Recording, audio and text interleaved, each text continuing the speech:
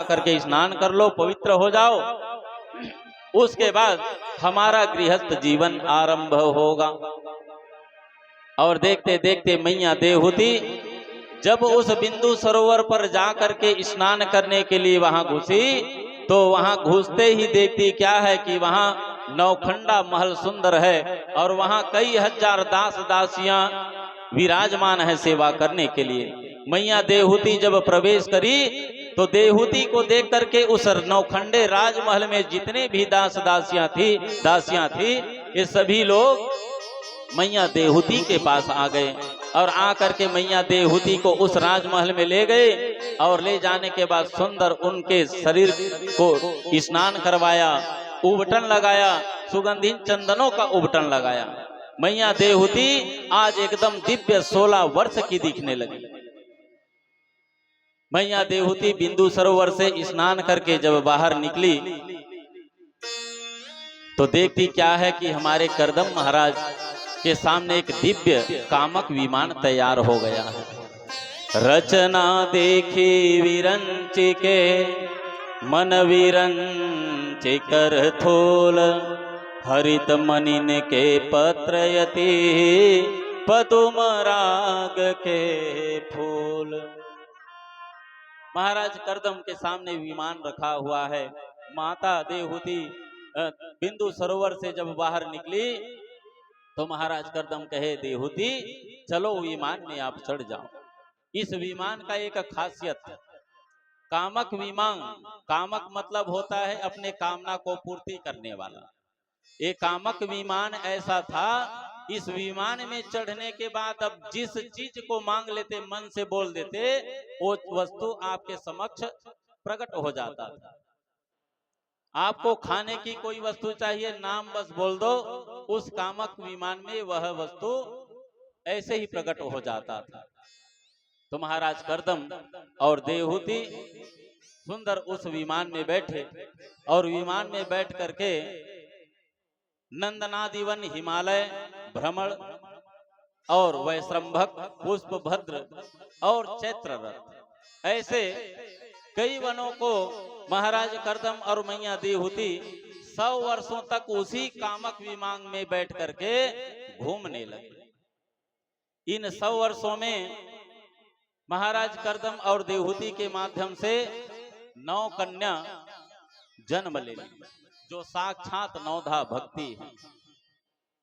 9 कन्या जैसे ही महाराज करदम और मैया देवहूति को प्राप्त हुए तो महाराज करदम कहने लगे कि देवी अब देखो मेरे घर में 9 संतान भी आ चुके हैं और मैंने आपके पिता मनु और शत्रुपा को वचन दिया था, शर्त भी था मेरा कि मेरे घर में संतान आ जाएंगे और उसके बाद मैं इस गृहस्थ आश्रम का परित्याग कर दूंगा। तो देवी ये 9 पुत्रियां मेरे घर में आ चुकी है और मैं अभी इस गृहस्थ आश्रम का परित्याग करना चाहता हूं। तो मैया देवहूति करदम महाराज जी से कहने लगे तो बताइए महाराज कि इन 9 कन्या को आप छोड़ करके चले जाएंगे तो बताइए इनका विवाह, इनके लिए दामाद कौन ढूंढेगा? मैं थोड़ी जाऊंगा, स्त्री जाति का हूं। महाराज आप इनकी कोई व्यवस्था कर दीजिए, उसके बाद ही आप संन्यास ग्रहण करिए तो तब चलेगा। तो महाराज देवहूति की बात को सुन करके महाराज करदम मान गए। मैया देवहूति कहे नेह यत् कर्म धर्माय न विरागाय कल्पते, न तीर्थ पद सेवाय जीवन्नपि मृतो ही सह। मैया देवहूति कहे कि संसार में जिस पुरुष के कर्मों से न तो धर्मों का संपादन होता है और न वैराग्य न भगवान की सेवा, वह पुरुष जीते जी मूर्ख के समान है। महाराज करदम 9 कन्याओं का विवाह करने के लिए रुक गए और भगवान नारायण ने उनको आश्वासन दिया था। महाराज करदम को वह स्मृति है, याद है कि भगवान नारायण साक्षात उनके घर में कपिल के रूप में जन्म लेंगे। तो महाराज कर्दम अब उस कपिल भगवान का इंतजार कर रहे हैं कि कब साक्षात भगवान नारायण मेरे घर में अवतार ले, जन्म ले, और उसके बाद मैं सन्यास ग्रहण कर लूं। देहूति ने कहा अब भगवान का जन्म होने ही वाला है महाराज, और आपकी कन्या 9 कन्याओं का भी विवाह नहीं हुआ है, सबसे पहले इनकी आप व्यवस्था कर दो। जब कर्दम महाराज और देहूति को 9 कन्याओं की चिंता सताने लगी तो भगवान ब्रह्मा उन 9 कन्याओं के लिए सुंदर 9 ऋषियों को लेकर के आए और आकर के आश्रम में प्रवेश किए और महाराज कर्दम और देहूति को कहे कि देवी आप लोगों को आपकी कन्याओं की विवाह का चिंता है और आपकी चिंता से मैं चिंतित हूं, इसलिए आपके 9 कन्याओं के लिए मैं 9 ऋषियों को लाया हूं, इनके साथ में इनका विवाह कर दीजिए। महाराज कर्दम कहे वाह, मुझे तो ढूंढना ही नहीं पड़ा महाराज, आपने हमारा जो काम है और आसान कर दिया, अच्छी बात है। और महाराज ब्रह्मा के द्वारा लाए गए 9 ऋषियों का विवाह महाराज कर्दम और देहूति ने अपने कन्याओं का कर दिया। मरीचि की कला के साथ में, अंगिरा का श्रद्धा के साथ में, और पुलह का गति, भृगु का ख्याति, और अत्रि का अनुसैया, और पुलस्त महाराज का वीरभू के साथ में, क्रतु का क्रिया के साथ में, वशिष्ठ का रुंधति के साथ में, और अथर्वा का शांति के साथ में। ऐसे करके 9 कन्याओं का विवाह सुंदर महाराज कर्दम और देहूति ने भगवान ब्रह्मा को साक्षी मान करके विवाह कर दिया। अब विवाह होने के बाद जब फिर जाने लगे तो मैया देहूति उनको समझाए कि महाराज आपने एक बार हमें बताया था कि हमारे घर में साक्षात नारायण जन्म लेने वाले हैं, तो महाराज पहले 9 कन्याओं का तो विवाह हो गया, लेकिन मैं किसके सहारे रहूंगी, आप चले जाओगे तो आपको जब तक के वो परमात्मा हमारे घर में पुत्र बन करके जन्म नहीं लेंगे तब तक के महाराज आप संन्यास ग्रहण मत करो। कर्दम महाराज जी फिर से एक बार रुके और भगवान नारायण की प्रतीक्षा करने लग गए। देखते देखते उनका गृहस्थ जो आश्रम है सुंदर चल रहा है। देखते देखते मैया देहूति फिर से गर्भवती हो गई और जैसे ही समय आया भगवान नारायण उनके घर में कपिल अवतार लेकर के प्रकट हो गए। बोले कपिल भगवान की जय हो। जिस समय भगवान कपिल वहां जन्म लिए मैया देहूति प्रसन्न हो गई, महाराज कर्दम प्रसन्न हो गए। अब मैया देहूति महाराज कर्दम से कहने लगे कि अब भगवान का जन्म हो गया है महाराज, अब आप गृहस्थ आश्रम से सन्यास आश्रम में जाना चाहते हो तो आपकी इच्छा आप जा सकते हो। अब मैं इस पुत्र के सहारे अपना जीवन चला लूंगी। महाराज कर्दम कपिल के आने के बाद कपिल एक स्थान पर आसन पर बैठा हुआ था। कर्दम महाराज जी अपने पुत्र कर्दम के पास गए और कर्दम के पास जा करके एकांत में बैठ करके महाराज कपिल से कहा कि बेटा, प्रणाम किया और प्रणाम करने के बाद कहा कि बेटा अब मैं इस गृहस्थ आश्रम का परित्याग करके भगवान की प्राप्ति के लिए संन्यास ग्रहण करना चाहता हूँ। महाराज कपिल कहे कि अब इस गृहस्थ आश्रम का परित्याग जरूर कर रहे हो महाराज, लेकिन घर में रहो या बाहर में बस अपना जीवन में जो भी कर्म कर रहे हो मुझ पर समर्पण करते रहो तो मुक्ति आपको जल्दी मिल जाएगी। आपको घर से बाहर जाने की आवश्यकता नहीं है, बस कर्म करते रहो और उस कर्म को परमात्मा को समर्पण करो। लेकिन महाराज कर्दम भगवान कपिल का प्रणाम किए और प्रणाम करके सुंदर संन्यास ग्रहण किया। शास्त्रों में जब गृहस्थ आश्रम से संन्यास लेना होता है तो बहुत सारे नियमों का पालन करना पड़ता है। इसमें विराजा होम होता है। गृहस्थ आश्रम से संन्यास आश्रम में जा रहे हो तो विराजा होम होता है। देव ब्राह्मण सूर्य अग्नि की साक्षी में फिर गंगा में जो स्नान करने के बाद लंगोट को फेंका जाता है। ऐसे बहुत सारे नियम हैं गृहस्थ आश्रम से संन्यास आश्रम में जाने के लिए। तो सुंदर अपना जो भी उनका नियम था कर्दम महाराज का नियम पालन किए, उसके बाद संन्यास ग्रहण कर लिए। कपिल नारायण कहे कि महाराज सब कर्म करो जीवन का, लेकिन मुझ पर ला करके उसको अर्पण कर दो तो आपकी मुक्ति हो जाएगी। कपिल नारायण मैया को बुलाए और मैया भी पास में आ गई और मैया को सुंदर कपिल गीता का ज्ञान प्रदान किया, सांख्य शास्त्र का प्रदान किया। बोलिए वृंदावन बिहारी लाल की।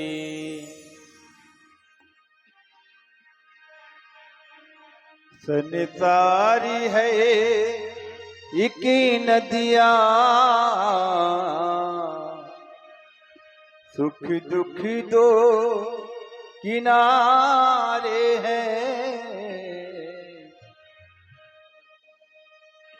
सनितारी है इकी नदिया, सुख दुख दो किनारे हैं। न जाने कहाँ जाए हमें बहते धारे, न जाने कहाँ जाए हमें बहते धारे। सनितारी है इकी नदियाँ, सुख दुख दो किनारे। न जाने कहाँ जाए हमें बहते धारे, न जाने कहाँ जाए हमें बहते धारे।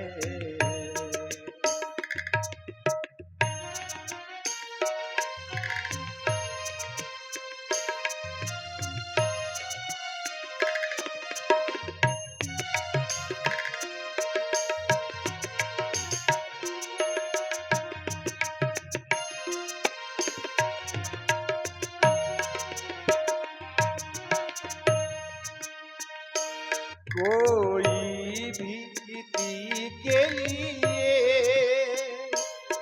अपना पराया है। कोई भी किसी के लिए अपना पराया है। रिश्तों के उजाले में हर आदमी काया है, हर आदमी काया है। कुदरती के ही देखो तो क्या खेल निराले हैं। न जाने कहाँ जाए हम बहते धारे,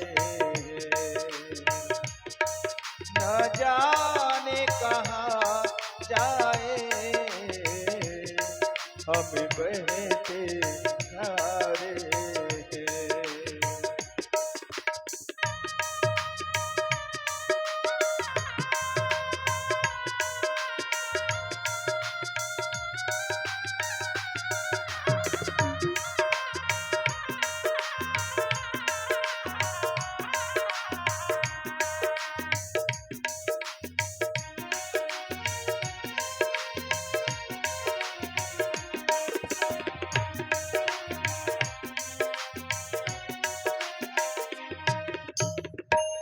चलते हुए जीवन की रफ्तार में एक लय है।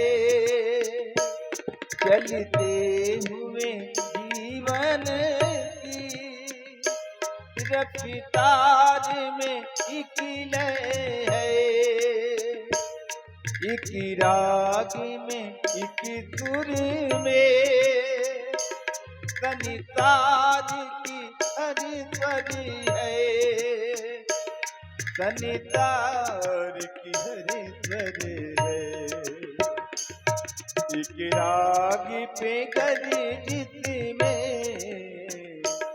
ये चांद सितारे हैं, ना जाने कहाँ जाए हम बहते धारे हैं, ना जाने कहाँ जाए हम बहते धारे हैं।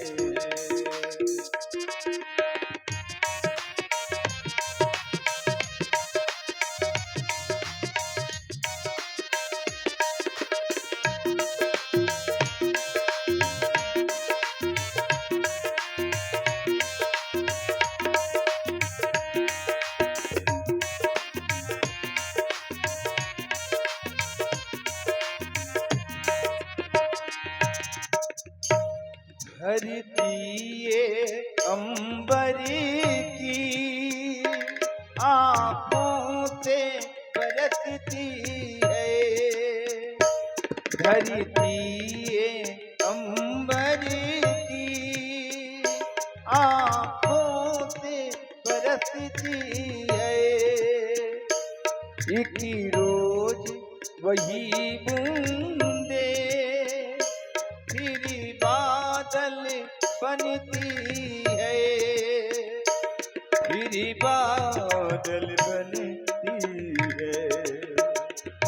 इसी बनते बिगड़ने से जस दूर ही सारे हैं, ना जाने कहाँ जाए हम बहते धारे हैं, ना जाने कहाँ जाए हम बहते धारे हैं।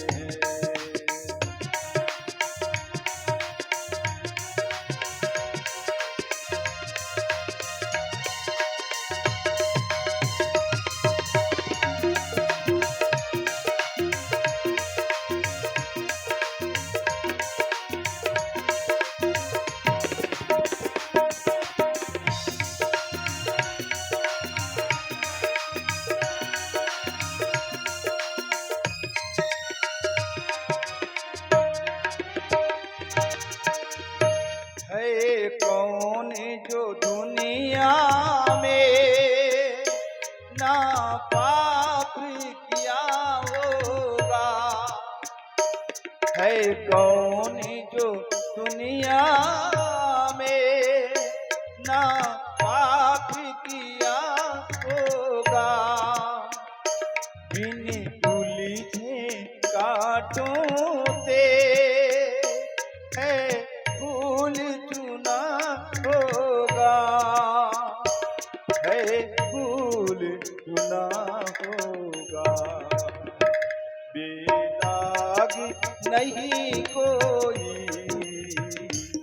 यहाँ पापी सारे हैं, ना जाने कहाँ जाए हम बहते धारे हैं,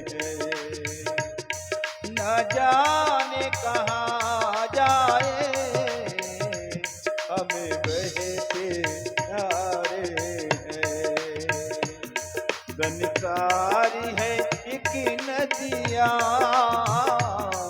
दुख दुखी दो किनारे हैं, ना जाने कहाँ जाए अब बहते धारे हैं, ना जाने कहाँ जाए हम बहते धारे हैं, हम बहते धारे हैं,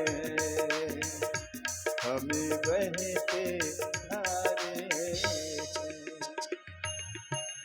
बोल कृष्ण भगवान भगवान की जय।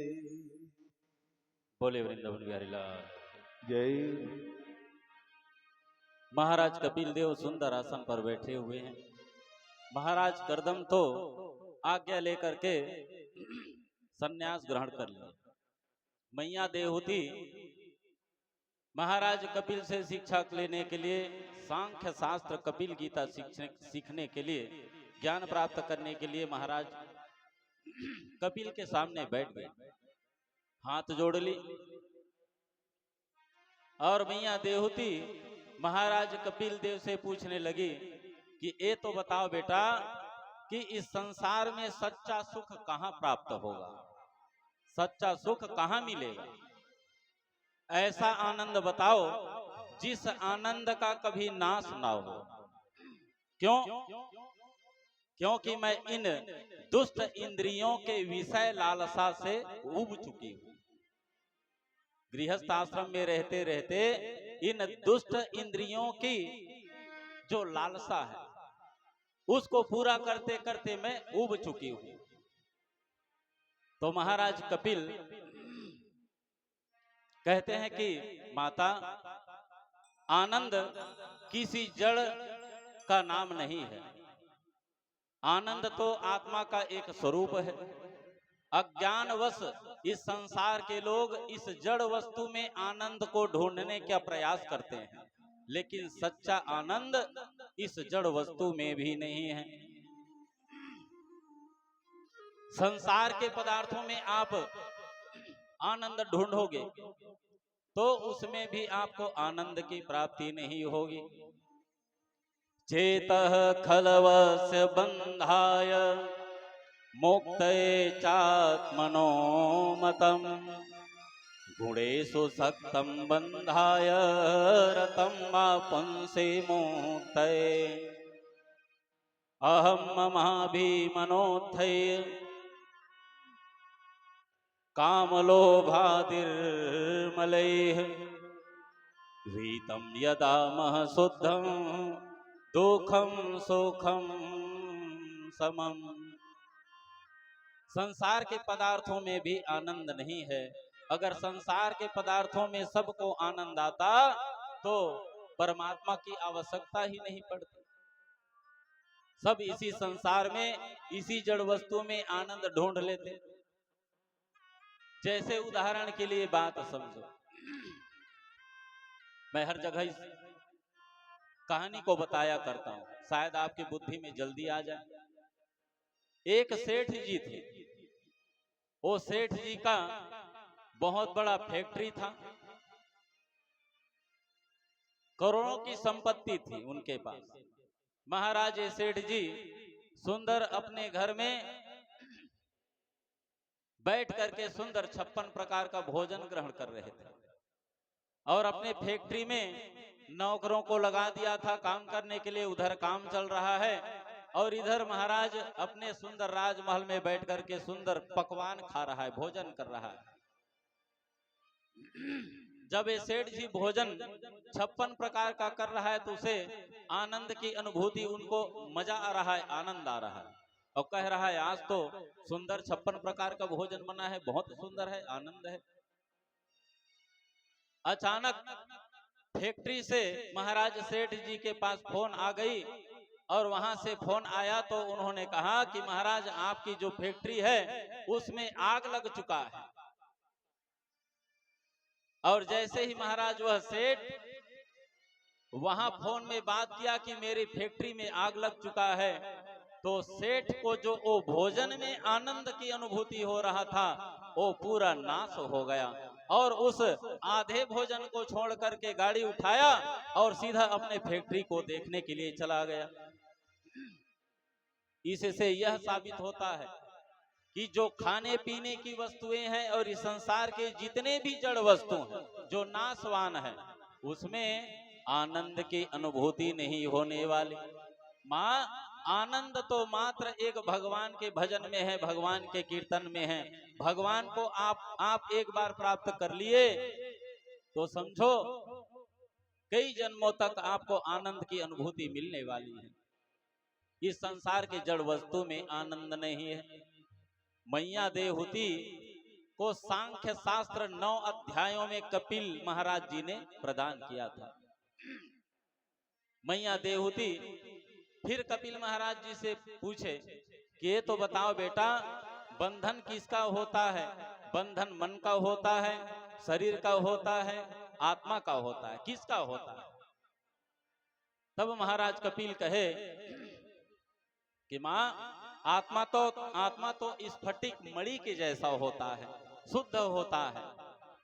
जैसा उनके सामने जिस वस्तु को रखोगे वह वस्तु वैसा ही दिखेगा। क्यों? क्योंकि वह शुद्ध होता है, साफ होता है, पारदर्शिता होता है। जल में चंद्रमा का बिंब हम लोग देखते हैं और चंद्रमा आकाश में दिखाई देता है और जल में उसका प्रतिबिंब दिखाई देता है।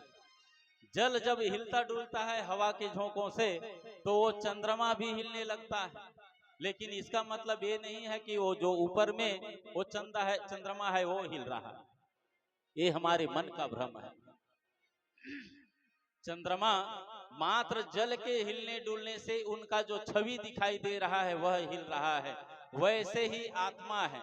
आत्मा के ऊपर न आग का प्रभाव पड़ता, न जल का प्रभाव, न किसी भी प्रकार की कोई वस्तु का प्रभाव। मन आत्मा तो साफ है, निर्मल है, न उसको आग जला सकता है न जल उनको डुबा सकता है। किंतु चंद्रमा पर उनका कोई प्रभाव नहीं पड़ता। उसी प्रकार ये जीवात्मा कई शरीर में प्रवेश करता है और शरीर को कष्ट मिलता है, लेकिन आत्मा को कुछ होता नहीं। इस जीव के बंधन और मोक्ष का कारण मन है। विषयों को आसक्त होने पर वह बंधन के हेतु और परमात्मा में अनुरक्त होने पर वही मोक्ष प्राप्त कर लेता है। भगवान मनुष्य का शरीर या घर नहीं देखता माँ, वो तो मात्र ममता और प्रेम देखते हैं। मन को सुधारने के लिए ईश्वर की प्रार्थना और सत्संग और संतों का सत्संग की आवश्यकता है। अगर आप संतों का सत्संग कर रहे हैं, संतों का डंडा मार पड़ेगी आपके मन को, तो आपका मन पहले ही सुधर जाएगा। मन कहीं जा रहा है, यहाँ आप बैठे हो, मन यहाँ बैठा जरूर है, शरीर जरूर बैठा है, लेकिन पता नहीं किन किन भाइयों बंधुओं माताओं की मन अभी घर के तरफ चला गया होगा, किसी का मन खेत की तरफ चला गया होगा। शरीर भले यहाँ है लेकिन मन घूमता रहता है। तो आपको मन को सुधारने की आवश्यकता है। मन को एक बार आप कहीं सुधार लिए तो समझो सब कुछ सुधर गया। तो बंधन का कारण माँ ये मन ही है। मन को सुधार लिया तो समझो इस बंधन से छूट गए। इसका दूसरा उदाहरण, जैसे एक राजा था। राजा सुंदर राज सिंहासन पर बैठा हुआ था और राज सिंहासन पर बैठ करके वो कई कुतर्क किया करता था मन में। जैसे वैज्ञानिक लोग कई प्रैक्टिकल करते हैं नया नया सामान बनाने के लिए, वैसे ही राजा जब खाली रहता था तो मन में कुछ न कुछ उनका चलता रहता था। ये राजा एक दिन मन में विचार किया और उन्होंने भी कोई नया करने का सोचा। महाराज राजा एक जगह बैठा था और एक सुंदर बकरा को लाया और बकरा को ला करके सुंदर एक सैनिक को कहा कि तुम एक काम करो, इसको अच्छा भर पेट खिला करके लाना। और वो सैनिक उस बकरे को चराने के लिए बाहर अच्छा हरा हरा चारा जहां दिखता, अच्छा दिन भर सुबह से ले गया और शाम तक के उसको चराता रहा। शाम को जब घर लाए तो महाराज राजा जो राज सिंहासन पर बैठा हुआ था उनके पास भी थोड़ा हरा घास था। जैसे ही वो सैनिक उनके सामने उस बकरे को लेकर के उपस्थित हुआ तो वो जो राजा के पास जो हरा हरा चारा था उनको उनके सामने फेंक दिया। और जैसे ही उस बकरे के सामने फेंका तो भले वो बकरा दिन भर चर के आया था, लेकिन राजा के दिए हुए हरे चारे को एक बार में जाकर के गप से खाना चालू कर दिया। अब वो वहां मन में तर्क लगाया कि इसके लिए कुछ निकाला जाए। अब राजा पूरा अपने राज्य में ढिंढोरा पिटवा दिया कि मेरे पास एक बकरा है और उस बकरे को चरा करके लाना है, और मेरे द्वारा दिए गए चारे को एक कौरा भी ना खाए तो मैं समझ लूंगा मतलब पेट भर के लाया है, और मैं उसको पूरा राज्य दान दे दूंगा। ढिंढारो पिटवा दिया ताकि ये राजा दान देता है ऐसे मेरा नाम ऊंचा हो जाए। पाम्पलेट छपवा दिया। सब लोग इसमें आकर के भाग लेने लगे, और कोई कहता है कि महाराज आज बकरे को मैं ले जाऊंगा चराने के लिए। बकरे को ले जाता और दिन भर चरा के लाता, और शाम के राज सिंहासन पर बैठे हुए राजा के समीप जैसे ही लाते तो उनको पूछते, क्यों भाई आप बकरे को पेट भर खिलाए हो? तो कहता, हाँ महाराज पूरा पेट भर के खिलाए हैं, देखो पूरा चारों तरफ फूला है उनका पेट।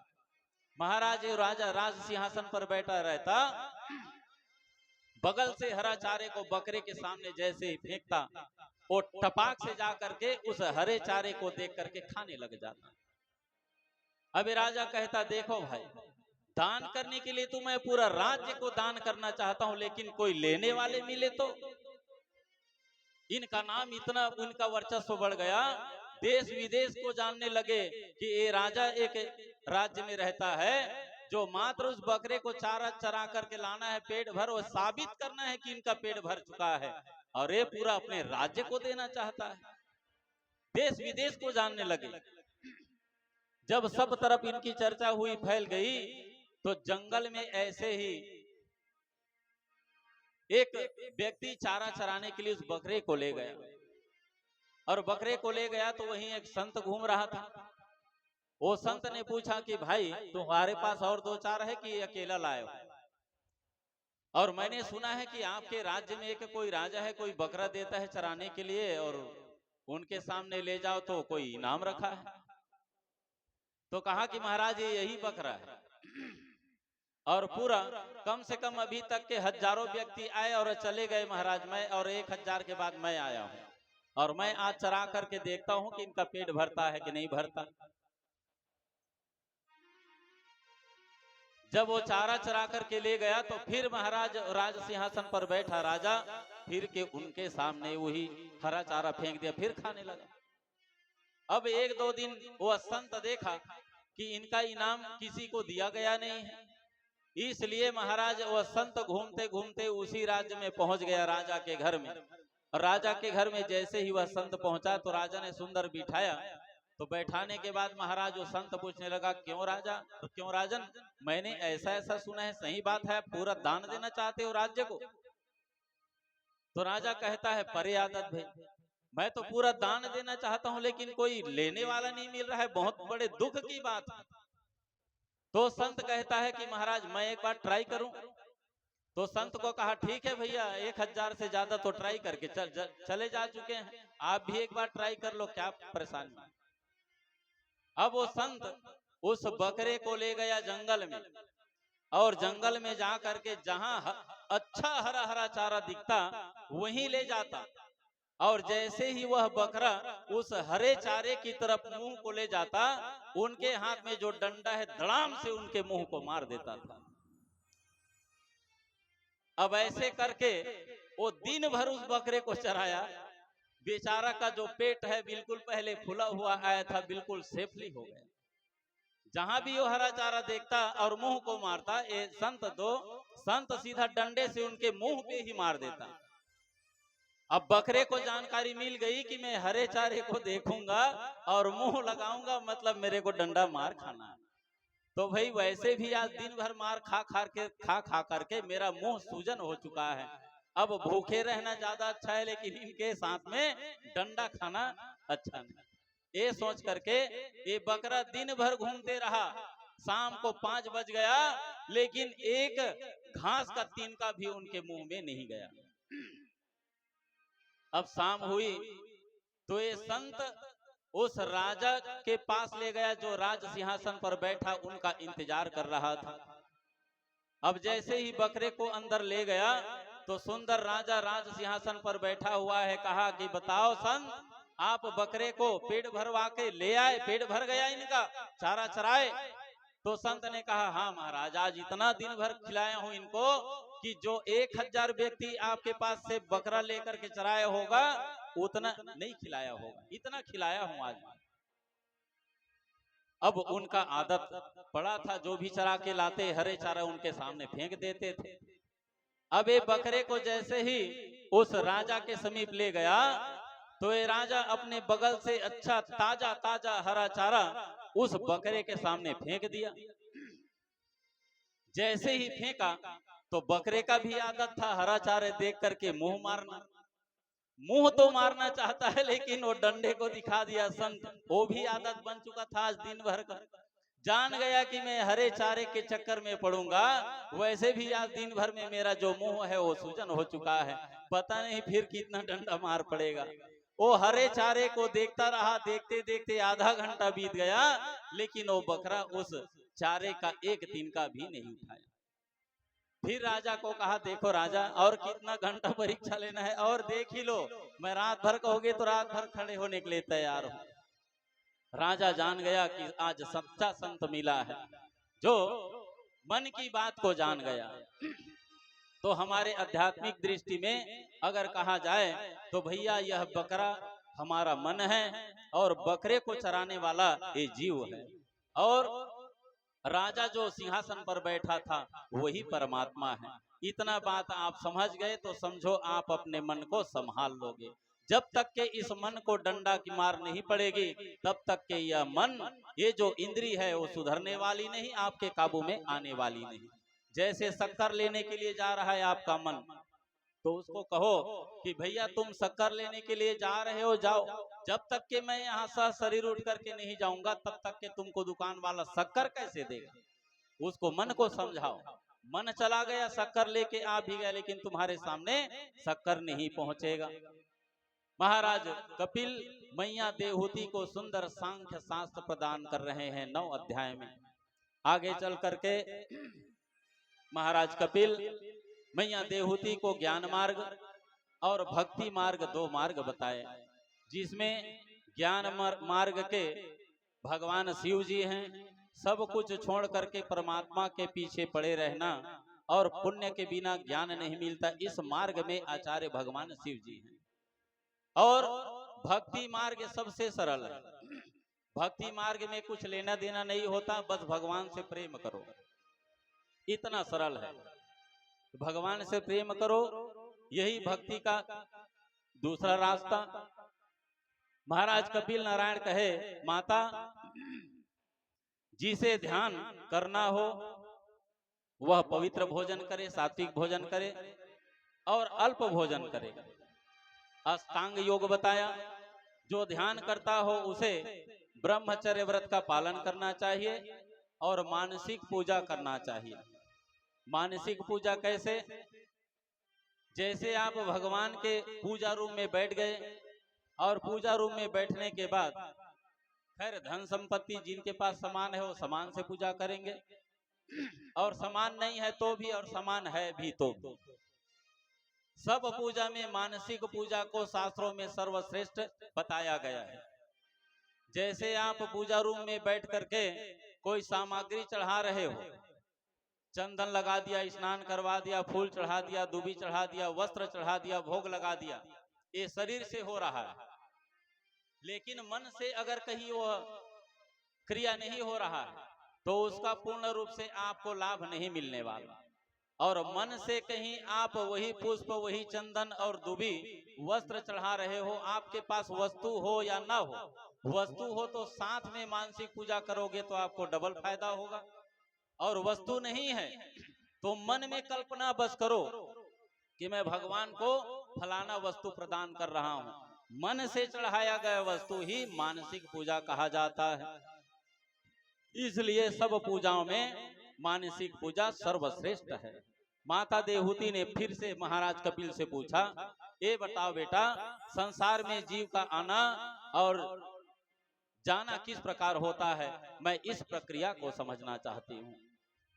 तब महाराज कपिल कहे, माता, जब जीव को मनुष्य के शरीर में जन्म लेना होता है तो वह भगवान की प्रेरणा से अपने पूर्व कर्मानुसार देह प्राप्ति के लिए पुरुषों के वीर्य के द्वारा मां के गर्भ में स्थापित होकर के एक बालक जन्म लेता है। कर्मणा देव नेत्रेण जंतु देहोपपत्ते स्त्रिया प्रविष्टम उदरम च पुंसा रेतः कंठाश्रया। एक दिन में जब भगवान की कृपा होती है, पुरुष के वीर्य के द्वारा मां के गर्भ में यह जाता है, तो एक दिन में कलल बनता है, 5 दिन में गोलाकार बुदबुदा का आकार हो जाता है, 10 दिन में बेर के समान हो जाता है और 1 माह में पिंड के आकार का हो जाता है। 2 माह में उनके हाथ पांव नाखून बनना प्रारंभ हो जाता है और 3 माह में नख रोम अस्थि चर्म बनना प्रारंभ हो जाता है। 4 महीने में मांस आदि संपूर्ण रूप से बनना चालू बन गया होता है और 5वें महीने में पूरा शरीर बन करके इनको भूख प्यास लगना चालू हो जाता है।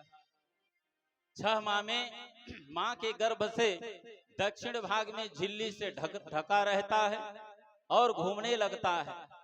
7वां ज्ञान शक्ति इनकी आ जाती है। 7वें महीने में बालक द्वारा भगवान से प्रार्थना किया जाता है, प्रसव पीड़ा के द्वारा बच्चा बाहर आता है। जब तक के बच्चा की चेतना भीतर में जागृत रहता है तो उनको ऐसा लगता है कि मैं बहुत बड़े कीचड़ में फंसा हूँ और भगवान से वह बार बार प्रार्थना करता है कि हे प्रभु, इस दलदल से मुझे निकालो, इस दलदल में अब मैं ज्यादा दिन नहीं रहना चाहता। और भगवान का बहुत दिनों के बाद प्रार्थना करने के बाद जब 9-10 महीना होता है तो वही प्रसव वेदना के द्वारा भगवान की कृपा होती है और वह बालक बाहर आ जाता है। बाहर आने के बाद रोने लगता है और अति पापी को वृद्धा अवस्था में दूत भी दिखाई देते हैं, ऐसा शास्त्र में लिखा है।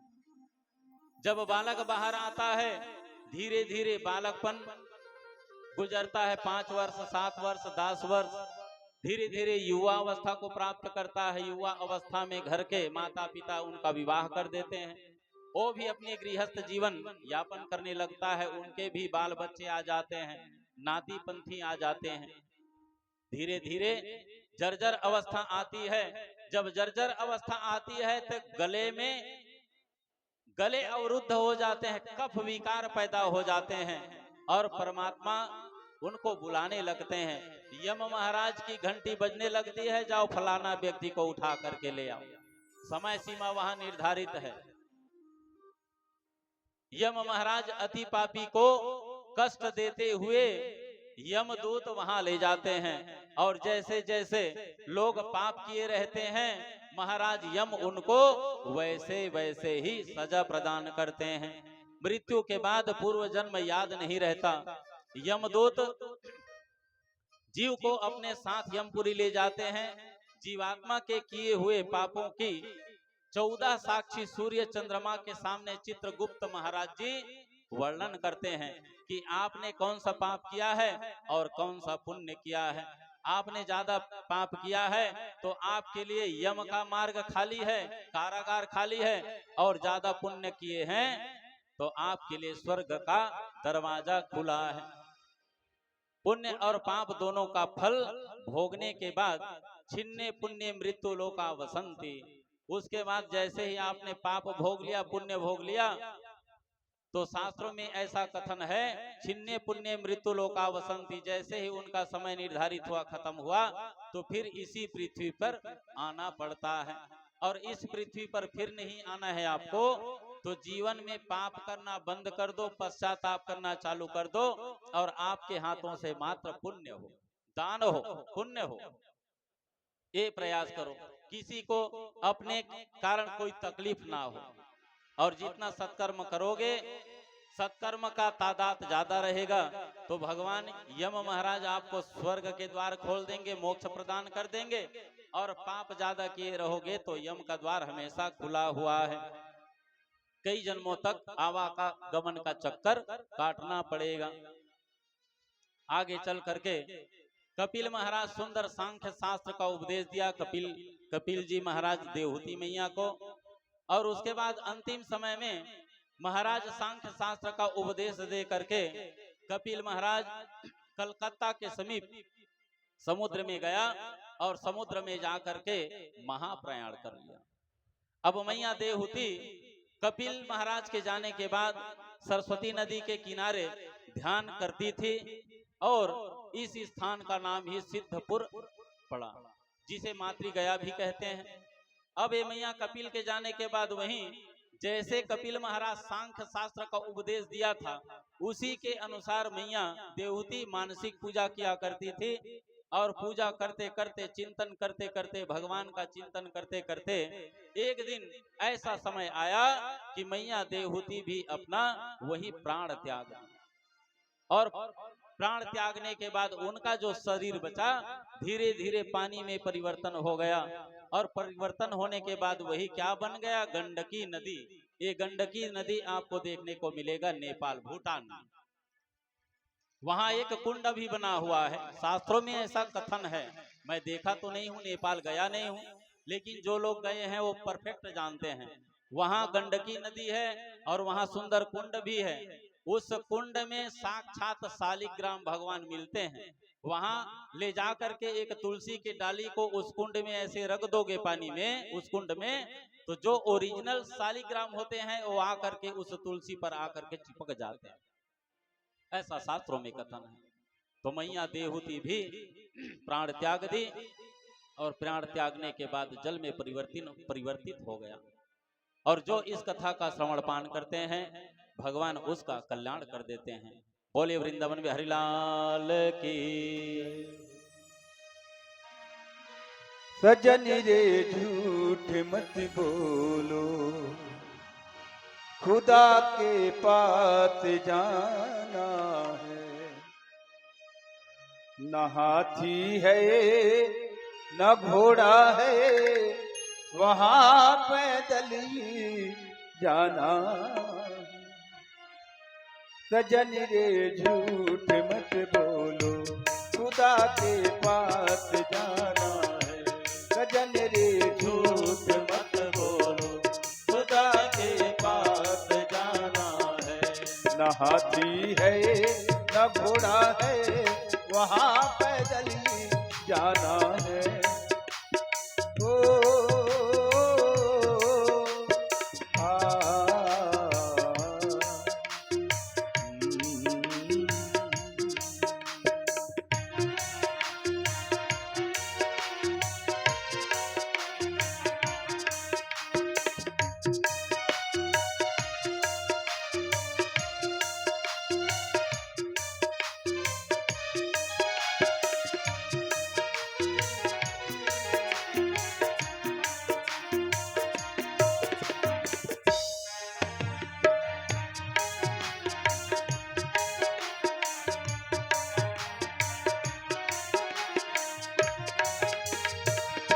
तुम्हारे महल चौबारे यही रह जाएंगे तारे।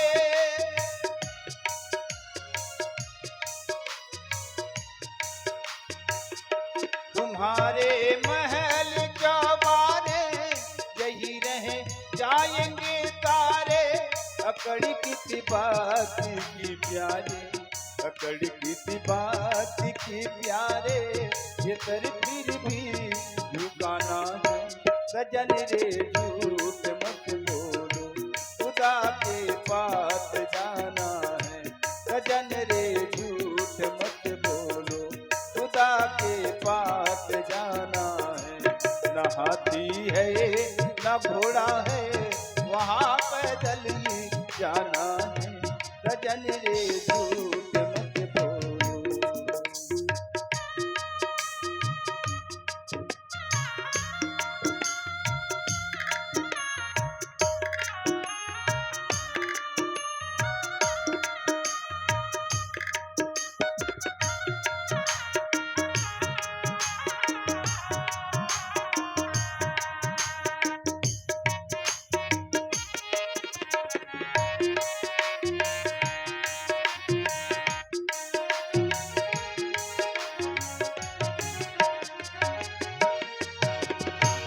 भला कीजिए भला होगा, बुरा कीजिए बुरा होगा।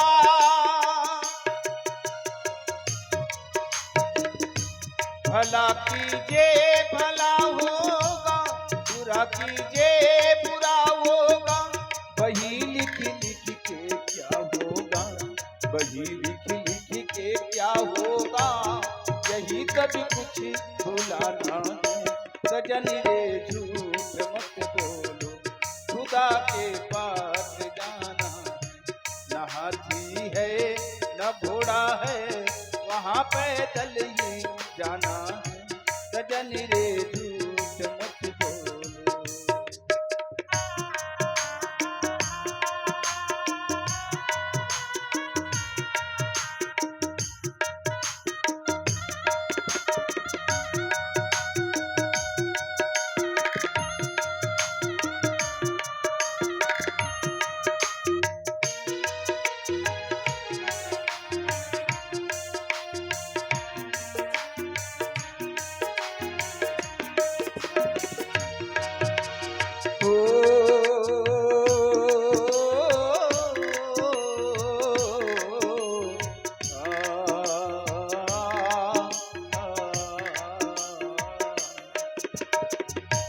लड़कपन खेल में खोया, जवानी नींद भर खोया।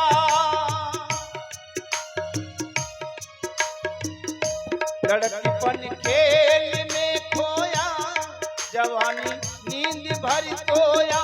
बुढ़ापा देख कर रोया, बुढ़ापा देख कर रोया। वही किस्सा पुराना है, सजन रे झूठ मत बोलो, खुदा के पास जाना है। सजन रे झूठ मत बोलो, खुदा के पास जाना है। न हाथी है न घोड़ा है, वहाँ पैदल ही जाना है। सजन रे झूठ मत बोलो, खुदा के पास जाना है, खुदा के पास जाना है, खुदा के पास जाना है। बोल कृष्ण भगवान की जय। बोले वृंदावन बिहारी लाल की। जय हो। आगे चल करके महाराज राजा परीक्षित श्री सुखदेव जी महाराज जी से पूछने लगे कि महाराज अब मैं दूसरी कथा का श्रवण पान करना चाहता हूं। महाराज दूसरी पुत्री जो प्रसूति है उनके वंश का वर्णन करिए महाराज, जिनका विवाह महाराज दक्ष से हुआ था। महाराज श्री सुखदेव जी कहे कि भगवान के अंगूठा से दक्ष का जन्म हुआ और उनका विवाह प्रसूति से संपन्न हुआ था। उनके माध्यम से 16 कन्याएं हुई, जिनमें 13 कन्या धर्म को दिया गया और एक स्वाहा नाम की कन्या अग्नि को दिया गया और स्वधा नाम की कन्या पितरों को और सती नाम की कन्या भगवान शंकर जी को। ये 13 कन्याएं श्रद्धा, मैत्री, दया, शांति, तुष्टि, पुष्टि, क्रिया, उन्नति, बुद्धि, मेधा, तितिक्षा और मूर्ति, ऐसे 13 कन्याएं। और स्वाहा नाम की जो कन्या है उनको अग्नि को दिया गया। उसी दिन से जब हम हवन कुंड के सामने बैठ करके स्वाहा स्वाहा बोलते हैं तो ये इनकी धर्म पत्नी है, इसीलिए बिना स्वाहा के भगवान भी आपके सांकला को स्वीकार नहीं करते। दूसरी स्वधा नाम की जो कन्या है पितरों को दिया गया। जब मार्गशीर्ष कुंवार में जब पीतर पाख आता है तो जब हम दक्षिण की ओर मुंह करके अपने पितरों को पानी देते हैं, तिल जल प्रदान करते हैं, तो उनके नाम और गोत्र के साथ में स्वधा बोला जाता है। जब तक कि आप स्वधा नहीं बोलोगे तब तक के पितरों को वह पानी जलांजलि नहीं मिलता। और सती का तो सब लोग कुछ जानकारी है, रामचरितमानस सब लोग सुनते हैं। सती का विवाह भगवान शंकर के साथ में हुआ था। तो चलिए भगवान शंकर और मती माता सती की जो कथा है उसकी तरफ चलें। एक बार त्रेता जुग माही शंभु गए कुंभज ऋषि पाहि।